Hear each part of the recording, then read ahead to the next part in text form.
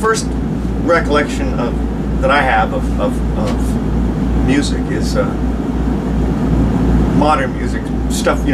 Pop stuff was me riding in the car with my mom. She used to have a Nova, but then she got this convertible '68 GTO, and I remember driving around the top down, and she would always listen to the current contemporary commercial rock, commercial pop radio stuff. But before that, there was some much more jazzy stuff, because my parents, when they would go out, as people used to do back then, if you were going to go to a party or go to another couple's house, you'd grab your albums underneath your arm that you wanted to maybe play at the party. These album covers and the artwork that was on them, and some of the Herb Alpert stuff was kind of racy. There was a girl with whipped cream all over herself. She was, naked. Ramsey Lewis, live at the Bohemian Caverns, was a big one, and my dad used to love that record, and there was a stand-up bass solo in it where you could hear the guy go, "Jive, motherfucker," and it was like really kind of real street kind of thing, and it was really cool.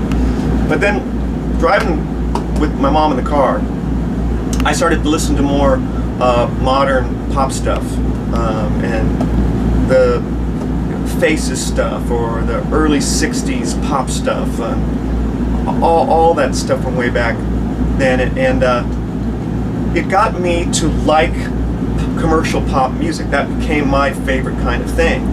And I remembered when I started singing when I was about 17, there was a real mood in pop and rock music that wasn't a cool thing to do.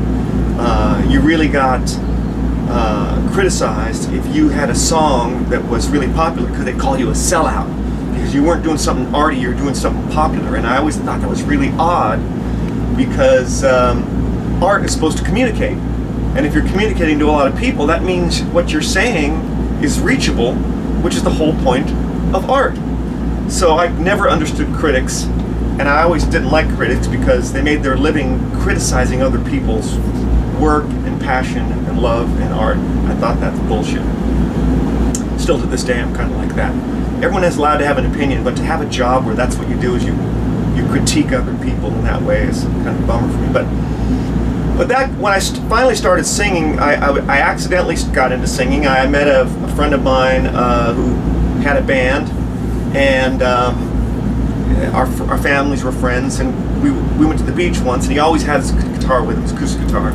We're on the beach, and he goes, "Why don't you sing a song with me?" So I did, and then he said, "Why don't you come sing with my band?" Because he had a band already doing originals and covered tunes, and they would play at recreation centers and junior high school dances and things like that. So I went and sang with him, and within a very short time, a couple of months, I was the singer of this band.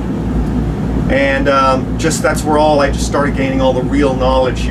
All those combat type of gigs where everything is bad and nothing sounds good and monitors are a joke, and mixing the PA from a Tapco mixer on the stage. I had a little 6-channel thing, and that's how I would mix my voice out front, and it was just all that stuff. We once played a show at a military base, at an officers club, and we were rock and roller guys, and we played top 40 music. So they used to call it, all the hits of the day. Well, this party thought they were hiring a band that played music from the 40s. And so we had to play like Roll Out the Barrel, for 10 minutes at a time. And but you gain experience of how to handle a crowd, how to get past obstacles, how nothing can stop the show. The show must go on. And that's always been something that's been carried through for me. Then made my first record as a 45 in Manhattan Beach. Did a ballad and kind of I think it was a cover song for the first band I was in, and that was an interesting experience. And then I was doing cover bands, making a living. Moved out of my dad's place, was making a living, and then I think I answered an ad. Someone was looking for a singer in Music Connection magazine in LA, And I met this guy, he met these two other guys, Robert and Tony Cavasso, and they were trying to put together this thing. And so we started writing, and then we got Jay Shell in the band, and that's where it really became Hurricane. And we were all working jobs, all rehearsing all week long, burned candle at both ends, had a little bit of management, people who were helping us out. We got to make a demo, someone invested some money. We got turned down by every label, and then we decided to, this wife of one of the owners of this small label heard about us and told her husband, "You got to go see these guys," and so he did, and we got a distribution deal. Basically, we had a finished demo that we mixed as a master, added a couple of songs with Max Norman, and we put out this EP, and that became the beginning of Hurricane. We ended up having 3 records and touring the country, going to Japan and doing shows with Iron Maiden and Stryper and Gary Moore and just on. And that was a real great learning experience for me. And that's where I worked in the studio with Mike Klink and Bob Ezrin and really knowledgeable people. I would stay in the studio for everybody's parts. So I just wanted to learn everything there was about how to mic up a drum kit, or how to mix a guitar, or how to mix a song, or how to use compression. I learned all that from these guys. When Hurricane was over, it wasn't the band split up, it's just that the label went bankrupt. And we tried to make a living for about 6 months selling our gear, and grunge was coming in and no one wanted to hear metal music anymore. So I realized I was going to have to take a break from doing that as a rock singer kind of guy. I wasn't going to change and become a grunge singer. So I said, well, I knew this was going to be a cycle, and I was going to come back around again, but I was going to have to do something else. So I started writing and engineering, producing artists, developing artists, doing that kind of thing, doing everything else in the business besides being a lead singer live. Fast forward, that becomes a lot of work for diminishing returns, because technology is making it so everyone can make a record in their bedroom. So then labels are offering less and less money to make records. So then you're working really hard, doing a bunch of projects, making less and less money. And I thought to myself one day, I said, I didn't get called for a gig that I thought I should have been called for, and I didn't even know about it. And I thought, that's weird, because gigs had always just fallen in my lap.